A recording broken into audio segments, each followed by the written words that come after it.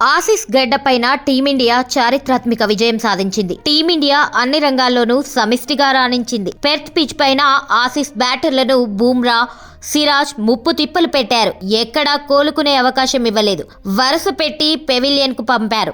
Batting లో Kohli record century. Yashasvi Jaiswal batting విన్యాసాలతో భారత్ భారీ స్కోర్ సాధించింది.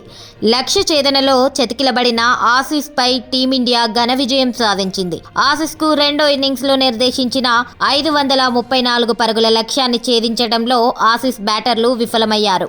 మూడో రోజు ఆట ముగిసే సమయానికి ఆసీస్ 12 పరుగులకు 3 వికెట్లు కోల్పోయింది. ఈ రోజు 4వ రోజు ఆట ప్రారంభం నుంచి భారత బౌలర్లు ఆసీస్ బ్యాటర్లకు చుక్కలు చూపించారు. 4వ రోజున ఆసీస్ ని గట్టెక్కించడానికి మిచెల్ మార్ష్, అలెక్స్ కారీ చివరి వరకు ప్రయత్నించారు. భారత్ రెండో ఇన్నింగ్స్ లో 2 సెంచరీలు నమోదు చేశారు. తొలి ఇన్నింగ్స్ లో ఆసీస్ ను భారత్ 104 పరుగులకు పరిమితం చేసింది. దీంతో భారత్ కు 46 పరుగుల ఆధిక్యత లభించింది. రెండో ఇన్నింగ్స్ లో జైస్వాల్ అద్భుత బ్యాటింగ్, కోహ్లీ సెంచరీతో 6 వికెట్లకు 487 పరుగులు చేసి ఇన్నింగ్స్ డిక్లేర్ చేసింది. విరాట్ 143 బంతుల్లో 100 పరుగులతో అజేయంగా ఇన్నింగ్స్ ఆడాడు. టెస్ట్ కెరీర్ లో 30వ సెంచరీ కాగా మొత్తం 3 ఫార్మాట్లలో 81వ సెంచరీ.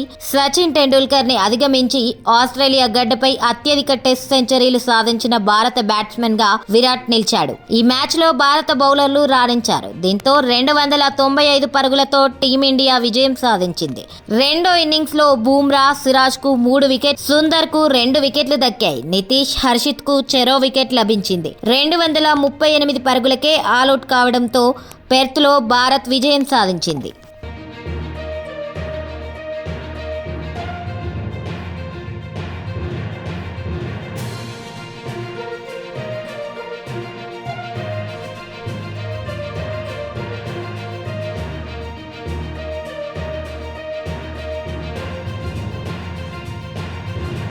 ఆసీస్ గడ్డపైన టీమిండియా చారిత్రాత్మక విజయం సాధించింది. టీమిండియా అన్ని రంగాల్లోనూ సమిష్టిగా రాణించింది. పెర్త్ పిచ్ పైన ఆసీస్ బ్యాటర్లను బూమ్రా, సిరాజ్ ముప్పు తిప్పలు పెట్టారు.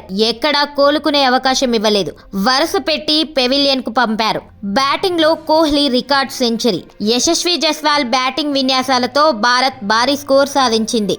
లక్ష్య ఛేదనలో చతికిలబడిన ఆసీస్ పై టీమిండియా ఘన విజయం సాధించింది.